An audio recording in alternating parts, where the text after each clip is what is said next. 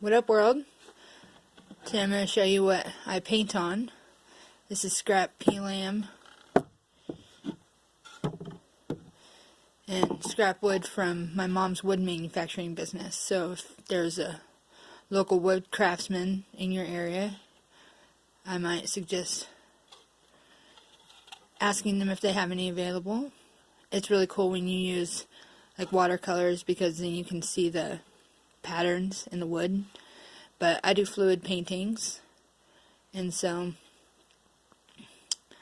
you kind of cover all that up. But with these, I would suggest like sanding them because it's so smooth that the paint really comes off of them easily. But if you don't have any available locally, send me an email and I can help you out.